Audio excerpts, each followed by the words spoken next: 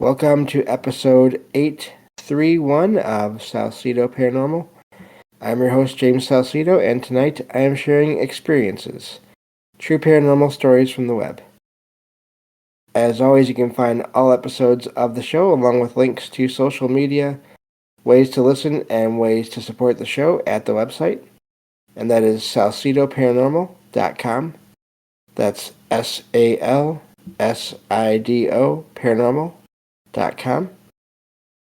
You can support the show in a few different ways, many different ways, but the main two on the website are the Patreon page, Patreon page, and all the extra content you can get there for $1 a month or more, and then the merchandise store, which I need to get. I had someone mention coffee mugs the other day, so I need to get that added to the merchandise store. But and support is never expected, but always appreciated, as there are expenses in doing these shows, like new chairs and new headphones. So I got the new chair, and it's amazing, and I just gotta get the new headphones first thing next month. Well, end of this month. So that's the plan. But anyway, and please follow all the friends of the show, especially those that are in the episode description of every show. And that would be Jen, the Arcane Observer, and her own channel. She's also the co-host of the show, usually on Saturdays. By the way, that if you haven't listened to the last episode, the one that we recorded last Saturday, episode 830, I recommend it because Jen and friend of the show, Eric, did an amazing job with that show. So I enjoyed listening in on that one and putting in whatever I could, but they made that show amazing. So but yeah, please check out links for Jen and also for Michael Strange and Trouble Minds Radio and the Trouble Minds Radio Network, KUAP Digital Broadcasting, where you can hear all kinds of amazing shows 24/7, including as well as my own. So that takes care of the usual introduction material there, and I see you all there listening in. Thank you for that. Also, everyone, a couple of things I probably should say more often. If you haven't joined the Discord, please check that out. On all my social media posts, I always include a link to the Discord, and then also there was something else, and there we go. If you have had an experience you can't explain, whatever it may be, ghosts, UFOs, cryptids, whatever, anything just anomalous that is you can't quite figure out how it could happen or anything like that, anything anomalous, you are always welcome to write into the show, or to write in to share your story in a written form, or to write in and see if we can arrange a time for you to come on the show to talk about your experiences. And you can do that through either Discord if you have that and are on there, or you can do that through email. And my email for the show is salsidoparanormal@gmail.com. And that's SALSIDO paranormal@gmail.com. And you're welcome to, again, just write in your whole story, and if it fits with the show, we'll use it right away. But if you want to talk about the experience, just sort of still give a brief summary of things, if you can, and we'll talk a little bit through email and or Discord, and as long as it works, again, for the general theme of the show, which is more neutral to positive paranormal experiences, then I will definitely be happy to share on the show. So, getting to the material here. Alright. So, this first one says, once I find, there we go. One time, in the summer of 2020, a few of my friends and I went out to this place in our hometown, known for being haunted. We live in Kentucky. It was 10 or 11 p.m., pitch black out besides a couple of dim lights in the parking lot in front of the house, which was a bar. We went to just mess around and maybe catch some orbs on camera because we all love paranormal and unexplained stuff like that. After around 30 minutes of walking around the property and looking in windows with our flashlights, we started to leave, and I decided to take a photo of the very front of the building to maybe catch some orbs. For context, it's a big manor house with the front having 2 rows of around 10 windows, top and bottom, with the door right in the middle. In the very far left bottom window, you could make out multiple figures, one of which was clearly a bald man in a tank top and overalls. I didn't see this until I zoomed in. At first it was just a white blotch to us, but you could clearly see it zoomed out. I didn't move and had my friend stand in the exact same spot I did and take the picture, the exact same angle and everything, and it looked completely black like every other window. We took it's probably supposed to be a period there. We took a few more and could not replicate the first photo. After realizing the photos were actually different, and then I got something on camera, we booked it out of there because that was freaky. Driving back to my friend's house is when I zoomed in, and you can see the silhouette of the man. I swear you can make out his belt buckle too. That same night, my grandma passed away. My mom called while I was back at my friend's house and told me at around midnight. She'd been battling cancer, and I knew she wasn't doing great, but the timing was wild given what just happened earlier that night. Around 3 a.m., my best friend sat up from the couch. There was 5 of us sleeping in my friend's basement, as it was hot outside. He just started clicking his tongue and talking about his back, and that he needed a new back, but it was barely coherent. When I missed a word, there was actually spinal cancer. That's important there. And he would not respond to me and my other friend that was awake. And we were full volume asking him what he's talking about. Then, like it never happened, he passed right back out. A few minutes later, I woke him back up and asked him what he was talking about, and he started saying the same thing about his back. Then all of a sudden, he stopped talking and said, "I honestly have no idea what I'm even trying to tell you." And he was back to normal. He started talking to me like normal again. After we told him what he was doing, he was adamant that he had no recollection of what we were talking about.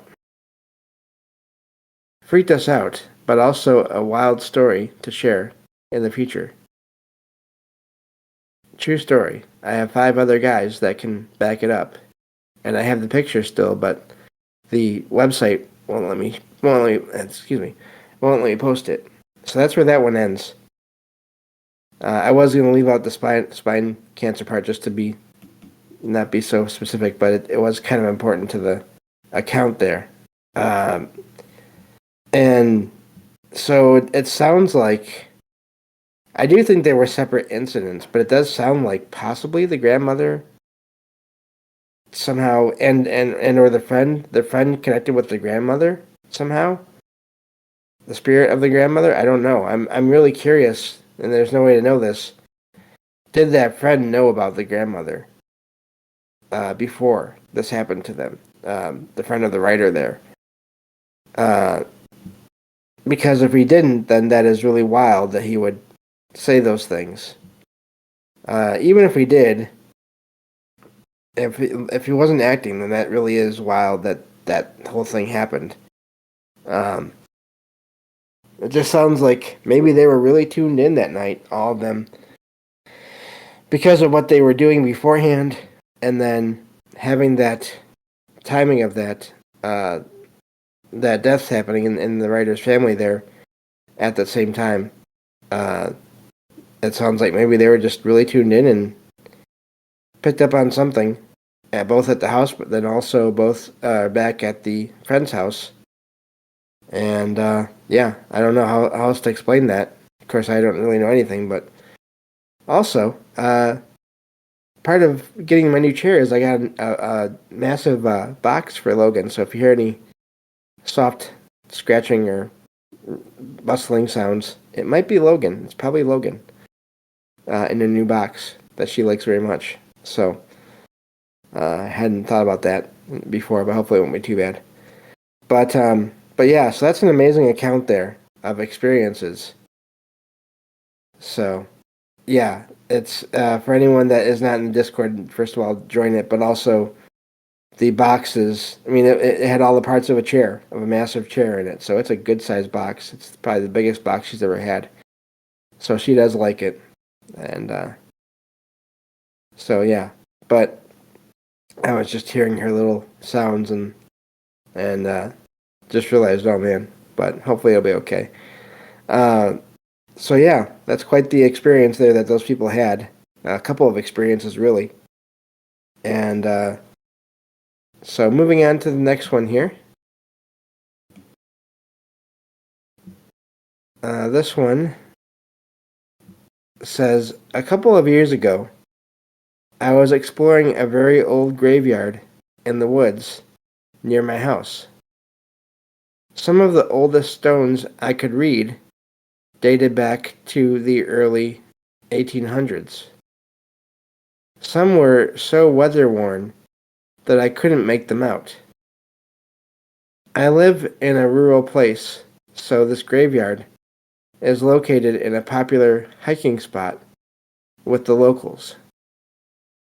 I saw one old tombstone that I couldn't read, so I kneeled down to try to make out the letters when I heard a man talking right behind me. I instantly looked back and saw no one. I stood up and the voice stopped. I stood quietly for a minute to see if there were nearby hikers talking. I listened and am absolutely sure that I was alone. I wasn't afraid because the voice didn't sound aggressive, but just sounded like someone trying to start a casual conversation. It was a distinctive Kentucky accent. I was a little weirded out because I could not place where the voice came from. I really started to suspect a ghost when I looked at my phone, and my battery was at about 35%. I had just pulled it off the charger before I left home, and it was at 100%. I hadn't used it much at all, and had only been gone about an hour. And that's where that one ends. Some phones are terrible at keeping charges, so it's a possibility that didn't have anything to do with anything. paranormal, but also there's plenty of reports of devices being drained by some other presence in places where there's said to be that kind of activity there. So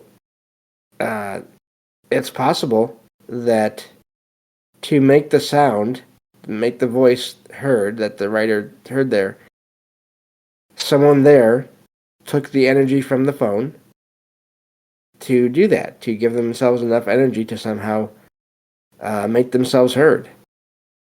It can't say for sure, but it is really weird when phones they seem to lose all their energy and then something weird is happening before or during or after that happens. That's when, to me, that could indicate that there's something going on there, that there's something taking the energy somehow from the phone, which is really wild when you think about how is that even possible. But yeah, and cemeteries and graveyards, they are a fascinating aspect to everything that we talk about in these shows, because some of them, if you look them up, they have, or if you talk to people about them, they have next to no reported activity in them. It's a plain, just fine cemetery or graveyard. There's no feelings really attached with it as far as from the place overall. Others have a neutral feeling, but you can still feel there's energy there. And then you have the opposite ends of the whole spectrum, which is the positive or the negative. And I've read so many accounts of that in these places, people having experiences, and not just with apparitions of what appear to be regular people, but other types of apparitions as well. Other types of figures, shadows, figures with hoods and cloaks and glowing eyes, all kinds of things. So it's hard to know what to make of all that. Let's get to the next one here. Get at least 2 more in on this episode. This one says, last night, my girlfriend and I were watching TV. Everything was normal. My black cat was having his zoomies, just as usual. Then he hopped on the couch and started playing under a pillow, laying down and making circles around the thing while trying to stay under the pillow. This is where it gets weird. He knocked the pillow down to the floor and was left playing with his tail. But then his eyes started accompanying something, tracking movements, and he was playing with it. He stood up and started playing, just as he plays with my other cat. He went back and forth down the corridor, running, and always seemingly eyeing something. Not a tiny mosquito. It was really like he was playing with the ghost of my kitten that passed on the 30th of December in 2024. But these cats never met. They were playing exactly as my past kitty played with my other cat. We were frightened. We started crying and immediately knew X, which is what they call the cat, was still with us. Guess I'm no longer atheist. We couldn't believe what we were seeing. Has anyone seen anything or something like this? Or seen some story about this type of behavior? We have been looking and haven't found anything, or haven't found similar posts. Not sure I found anything about the cats playing with each other, a spirit of a cat with a living cat. But there are just so many accounts of ghost cats. I mean, I have had a ghost cat stop by here. Logan does not play with them. Logan keeps her distance. Logan is my cat, for those that don't know. But yeah, I can imagine cats playing together, whatever dimension they're in. I could imagine that very easily. So that's probably, if it wasn't a bug, like they said, they didn't see a bug or anything like that. That could be what it was. And that's amazing if that is really the way they happen. Excuse me. So a lot of times I know it's a ghost cat when they stop by, because I'll hear them or I'll feel them walking around. Usually it's either on the bed, so I'll feel them walking around by my legs, or I'll hear them walking around on the table, which is funny because I got new tables, so haven't heard that in a while.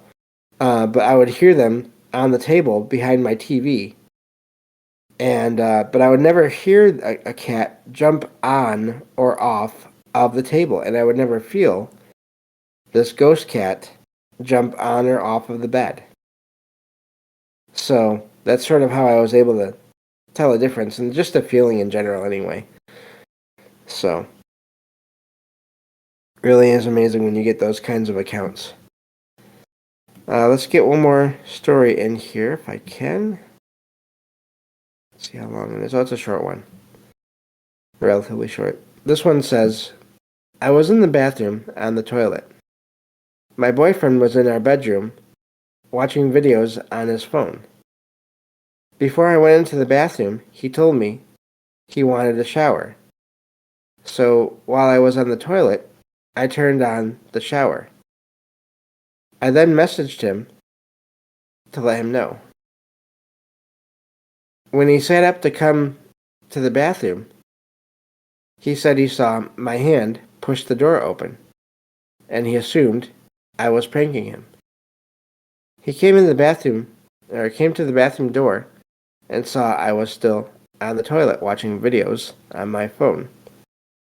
He asked, "Did you just push the door open?" I said I hadn't. He then explained what happened, and I assured him I was on the toilet the whole time. He is 100% sure he saw an arm and hand push open the door, and I believe him. If anyone has any answers or advice, I would really appreciate it, as we are both confused and even a little bit frightened. That is wild. I'm hoping that nothing else ever happened before or after, because that's just, yeah. But that goes back to the whole thing, that pattern that we can see in experiences where so many happen in and around rooms with running water, with plumbing in them, and places where water can move around out in the open. Now, of course, there's plumbing throughout entire buildings, but also the electricity aspect of that, all the lights that are often in kitchens and bathrooms. But it's really wild that the person that made that post there did not see anything or hear anything. And so then you have to wonder, how does that work? I'm wondering if the bathroom has any kind of a curve where they wouldn't have seen anything. That's the only thing I can think of why they wouldn't. But that is all the time we have for this episode. Thank you all for listening, and I will talk to you all next time on Salsido Paranormal. Take care.